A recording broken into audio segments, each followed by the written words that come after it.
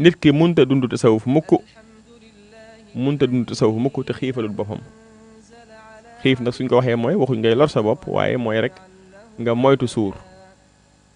moo tax Sëriñ Tuubaa wax ni wal taktafu bi ma yuqiimu sulba min at-taami li tutii'u rabba. ci aw ñam dee leen ci doyloo lu mën a téye seen ndigg rek ngir ngeen mën a topp suñu borom subhaanahu wa taala. ndax bu biir feesee bët gëmmentu yaram tàyyeel xol daal di nelaw jaamu yàlla daal di sori. noonu la sëriñ bi daa waxee bu biir feesee bët gëmmentu xol daal di nelaw yaram tàyyeel jaamu yàlla daal di sori. kon suur bokk na ci gàllankoor yi moo tax sëriñ bi boo déggee dëgg-dëgg ay xissaam da ngay xam ni lekk ba suur moom bokkul woon ci mbiram da ko daa moytu ndax bëggul mu yàqal ko ak jaamu yàlla subhaanahu wa taala. moo tax am na mel na mag mu baax moo xam te ni sëriñ bi dafa woon yar duggoon ak moom xalwa biñ nekkee ci biir xalwa bi sëriñ bi muraake lay jël mus ci tuuti daal di koy jox. biñ demee ba mag moomu jékki-jékki génn rek daal di daanu maneen mag mu baax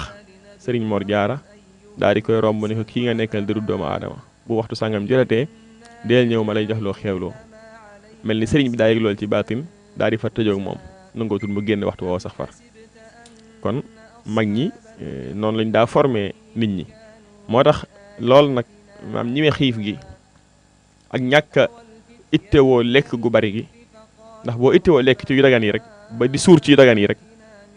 sëriñ bi nee na boo suuree ci yu dagan yi mën ngaa dem bay jëfandikoo yu araam yi ci doo ko tey. moo tax ñuy moytu ñoom suur ci yu dagan yi kon kuy moytu suur ci lu dagan kon yaakaar naa lu araam moom da nga moytu di ko xéewloo di ko jëfandikoo bu baax a baax. dese na nga xam ne fu yàpp xonqee rek nga jàpp ni yaa ko war a lekk fu jën mele noonu kon wax nañ ni lekk wàññiwut dara waaye nag nga lekk loo xam te ni di nga mën a jaamu suñu borom subhanahu wa taala waaye fas yéene rek lu sëriñ bi waxoon di lekk comme ni nag yi lekke nee na loolu musiba la ci ab jaamu yàlla boo xam te ni dafa bëgg a dem ci suñu borom subhanahu wa taala. kon xiif kon bokk na ci dimbali nit ki xiif bokk na ci dimbali jaam bi ba nga xamante ni dana mën a àgg suñu borom subhanahu wa taala. moo tax saxaaba yi ridwanullahi alayhim ajmaïn dañ daa xiif bay takk seen biir yi comme ni nga ko waxee woon sànq. moo tax yonent bi sallallahu alayhi wasallam wax daal ni yéen ndaw ñi kaay leen ma jox leen solution ku ci mën a am soxna na ko wut